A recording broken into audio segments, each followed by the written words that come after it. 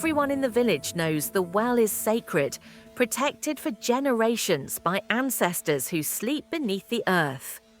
The water flows clear, blessed, untouched by time. So when bodies start dropping at dawn, when children wake screaming and elders clutch their throats, no one suspects the woman standing at the edge of the crowd, her face a perfect mask of shock and concern. No one suspects that 3 nights ago, under a moonless sky, she poured poison into the sacred water, her hands steady, her heart cold. She watches them now, these people who wronged her, who cast her out, who whispered behind her back, and she feels nothing but satisfaction. Until something far darker than death begins to rise from the ground. Fair African Tales. Subscribe and turn on the bell for new stories.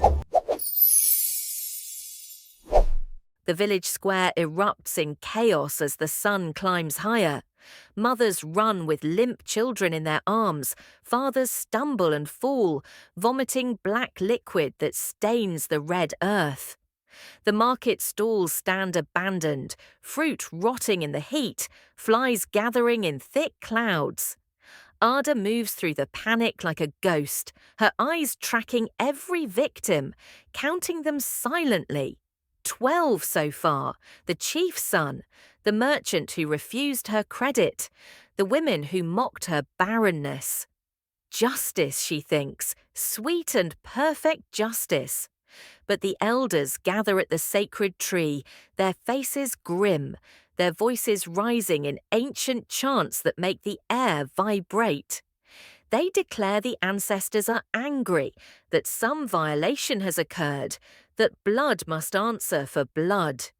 Drums begin to thunder from the shrine, deep and relentless, echoing off the mountains. The sound makes Ada's teeth ache, makes her skin prickle with sudden unease. She tells herself it means nothing, that they're just old men clinging to old superstitions. She tells herself the poison will do its work and then fade, leaving no trace, no evidence, no path back to her. Night falls and candles appear in every window, small flames against the darkness. The village refuses to sleep, too afraid of what might come in dreams. Ada lies in her hut, listening to the distant drums, the wailing of mourners, the shuffle of feet as neighbours check on neighbours. She should feel triumph, but instead there's a growing tightness in her chest, a sense that something is watching, waiting, circling closer. She rises and peers through the gap in her door and sees shadows moving against the moonlight, shapes that shouldn't exist. Figures that walk with joints bent backward and heads twisted at impossible angles. The next morning, more people fall ill, but now the symptoms are different. These victims don't vomit or convulse. They simply stare at nothing, their eyes wide and unseeing, their mouths moving in silent screams. The healers can do nothing. Herbs fail, prayers fail, sacrifices fail. The village is dying, and no one understands why. Ada watches from her doorway, and for the first time, doubt creeps in. This isn't how poison works. This is something else, something she didn't plan, something she can't control. On the third night, the animals flee. Birds explode from trees in massive flocks that darken the sky. Dogs howl and run toward the forest, their tails tucked, their eyes rolling white with terror. Goats break their tethers. Chickens batter themselves against coop walls. Ada stands in her compound and watches a rat the size of a cat sprint past her feet. And she realizes the entire animal kingdom is abandoning the village, running from something, running from what she's done. The elders gather at the well at midnight, carrying torches and sacred objects wrapped in white cloth. The high priestess leads them, her body bent with age but her voice strong and clear. They form a circle around the stone structure and begin to chant in the old tongue, words that predate the village itself, words that make the ground tremble. Ada watches from behind a compound wall, her heart hammering, sweat running down her spine despite the cool night air. She tells herself to leave, to go back to her hut, but she can't move, can't look away. The priestess pours libations, slaughters a white rooster, lets its blood drip into the well. The chanting grows louder, faster, more desperate. Then silence. Complete, absolute silence. Even the drums stop, even the wind dies. And in that terrible stillness, the water in the well begins to change. It bubbles, then froths, then turns completely, impossibly black, like ink, like oil, like the void between stars. The elders stumble backward, crying out, making protective signs. The priestess alone stands firm, staring down into that darkness, and when she speaks, her voice carries across the entire village. "The curse is awake," she announces, a curse older than memory, bound to the well by ancient covenant. Someone has violated sacred law, has poisoned the blessed water, has committed an act so profane that the ancestors have no choice but to respond. The curse will not rest, will not fade, will not be bargained with. It will hunt, it will destroy. It will consume its target utterly, and it has already chosen who will pay. Ada's blood turns to ice. This is it, she thinks. They know, they're coming for me. She turns to run, to grab what little she owns and disappear into the forest. But then the priestess says something that stops her cold. "The curse," the old woman declares, "targets one person, yes, but not necessarily the guilty. The well records actions through touch, through presence, through the resonance of souls. Whoever the water judges as the first offender, whoever it marks as the source of contamination, that person will face the ancestors' wrath." The next morning, the curse manifests, but it doesn't come for Ada. It comes for Kemi, the young mother who lives 3 compounds away, who has never hurt anyone, who spends her days caring for her children and helping her neighbors. Kemi wakes screaming, clawing at her skin, seeing things no one else can see. Her husband tries to hold her, but she doesn't recognize him, doesn't recognize anyone. She speaks in voices that aren't hers, ancient and furious and inhuman. By noon, marks appear on her arms, dark symbols that writhe and shift like living things, burning into her flesh. Ada watches in horror as the village gathers around Kemi's compound, as the healers try and fail to help her, as her children cry, and her husband begs the ancestors for mercy. This isn't right, Ada thinks. This isn't what was supposed to happen. Kemi is innocent. Kemi touched nothing, did nothing, deserves nothing but peace and happiness. The curse is hunting the wrong person. Days pass and Kemi deteriorates. She stops eating, stops sleeping, stops being anything resembling human. The marks spread across her body like infection, like disease, like judgment. She screams about shadows with too many teeth, about voices calling her name from the well, about hands reaching up from the earth to drag her down. The village watches helplessly, and some begin to whisper that perhaps Kemi isn't so innocent after all. Perhaps she's the poisoner. Perhaps the ancestors know something they don't. Ada can't bear it. She visits Kemi's compound at night, sneaking past the guards, slipping into the hut where the young woman lies bound to her sleeping mat, her body convulsing, her eyes rolled back. Ada kneels beside her and whispers the truth. "I did it. I poisoned the well, not you. You're innocent." But Kemi doesn't hear, doesn't respond, lost somewhere in the curse's grip. Ada flees, her hands shaking, her mind racing. She has to fix this. She has to make it stop. She goes to the priestess at dawn, demands answers, demands to know why the curse chose wrong. The old woman studies her with eyes that see too much, then gestures for Ada to follow. They walk to the well, and the priestess shows her something Ada never noticed. Symbols carved into the stone, ancient and complex, glowing faintly in the morning light. The well is alive, the priestess explains. It has consciousness, memory, purpose. It recorded your crime, yes, but not through your actions, through presence, through contact. Ada doesn't understand, and the priestess continues, patient and terrible. The night you poisoned the water, someone touched the bucket before dawn. Someone drew water before the poison could fully disperse. Someone's hands made contact with the contaminated vessel first. In the well's understanding, in its ancient logic, that person became the first offender, the primary source, the one who carried the violation into the village. That person was Kemi. The revelation hits Ada like a physical blow. Kemi was always the first to draw water, always up before dawn to get fresh water for her children's morning meal.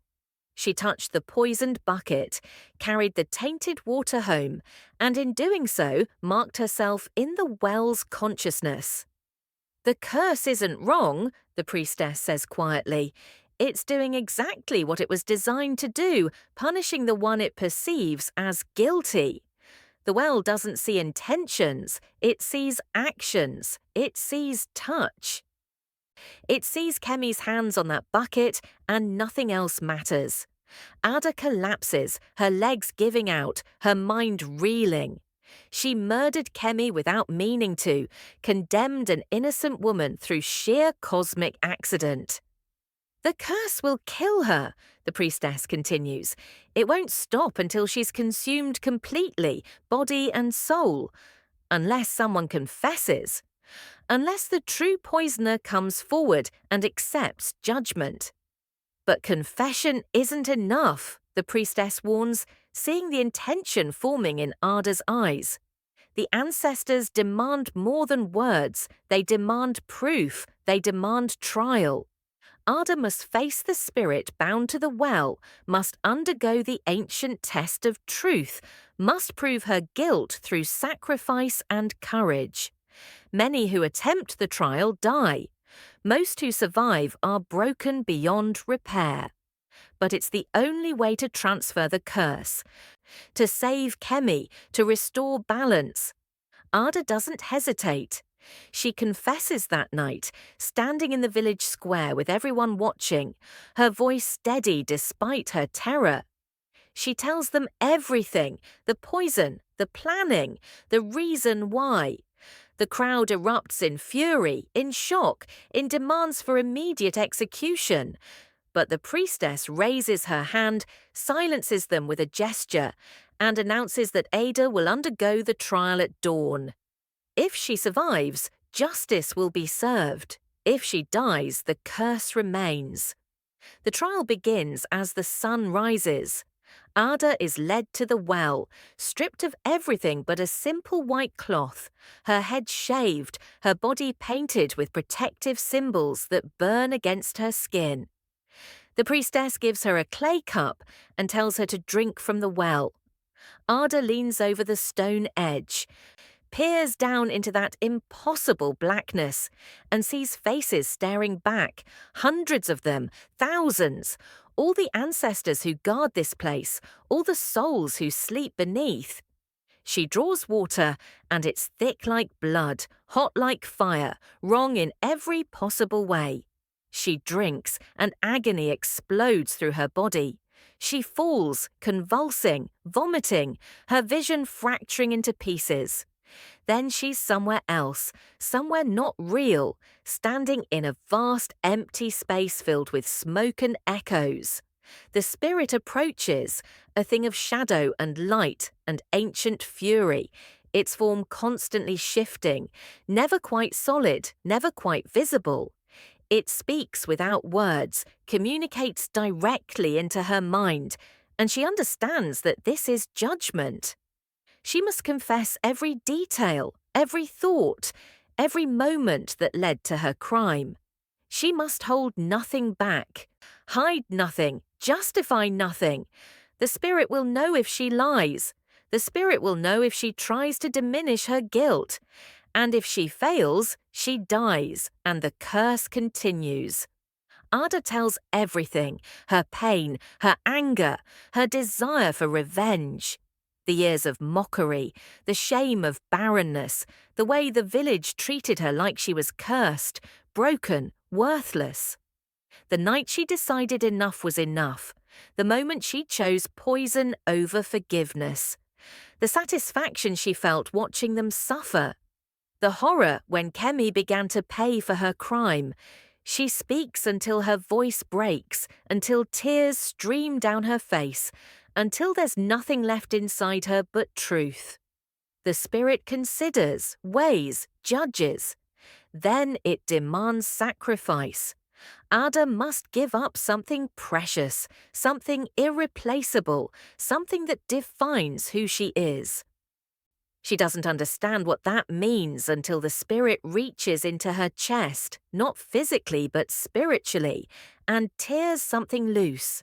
Her anger, her bitterness, her hatred, all the poison that lived inside her soul, the very thing that drove her to commit this crime, ripped out and consumed by the ancient presence. The pain is beyond description, beyond endurance, beyond anything mortal minds were meant to experience. When Ada wakes, she's lying beside the well, covered in sweat and blood and something else, something that glows faintly in the morning light. The priestess is there, checking her pulse, her breathing, her eyes.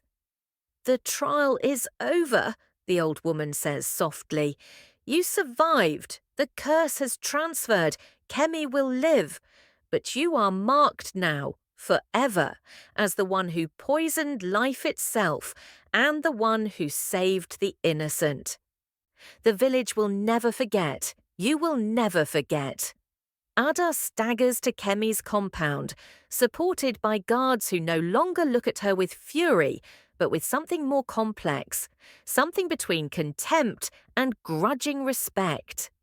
Kemi lies on her mat, peaceful for the first time in days, the marks fading from her skin, her breathing steady and deep.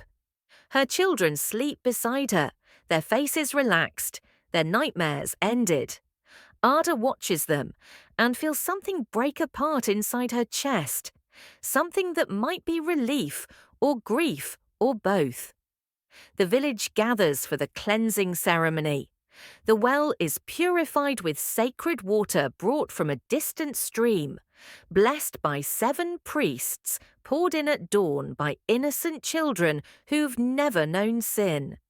The black water drains away, replaced by clear, sweet, blessed liquid that sparkles in the sunlight. The sick begin to recover. The dead are buried with proper rites. Life slowly, painfully, returns to normal. But Ada is not normal, will never be normal again. The mark she carries is visible to everyone, a symbol burned into her forehead that pulses with faint light when the sun sets. She works alone now, lives alone, speaks to no one except when necessary. The village tolerates her presence because the priestess demanded it, because justice was served through the ancient ways, because sometimes mercy is more powerful than vengeance. But tolerance isn't acceptance. Tolerance isn't forgiveness. Weeks pass, then months. Ada learns to live with the weight of what she did, the lives she took, the innocent woman she nearly destroyed. She tends gardens now, grows food she gives away for free, trying in small ways to rebuild what she broke. Some accept her offerings, most don't. She doesn't blame them. She wouldn't forgive herself either. Kemi comes to her compound one evening, alone, moving quietly through the gathering dusk. Ada freezes, expecting accusations, expecting hatred, expecting anything except what happens next. Kemi sits beside her, says nothing for a long time, then speaks in a voice barely above a whisper. "Thank you," she says, "for saving me, for confessing, for facing the trial. I know it doesn't erase what you did, but it matters. It matters that you chose to make it right." Ada can't speak, can't breathe, can only stare at this woman who should despise her, who has every right to demand her death, who instead offers something that might be the beginning of forgiveness. They sit together as darkness falls. Two women marked by the same curse in different ways, both survivors, both forever changed. The village sleeps around them, healed but scarred, saved but suspicious, alive because one woman chose courage over cowardice at the very end. The well stands at the village centre, clear and blessed once more, its waters flowing pure and cold and sacred. But at night, if you listen closely, you can hear whispers rising from its depths, ancient voices telling a story of poison and curse and unexpected redemption.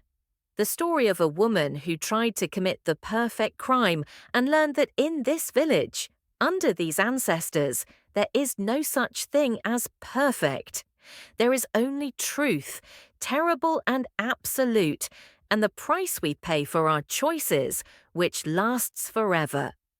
Ada lives with that price every day, sees it in the eyes of the children who run from her, the adults who turn away, the elders who watch her with careful suspicion. But she also sees it in Kemi's occasional nods, in the priestess's knowing glances, in the way the well's water flows clear when she draws from it now, no longer black, no longer cursed. She is the woman who poisoned life itself. She is also the woman who saved the innocent. Justice came, swift and merciless and strange.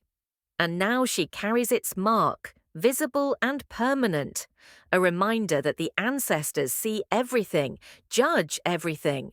And sometimes mercy and punishment are the same thing, branded into flesh and soul, forever and always. Subscribe for more amazing African stories.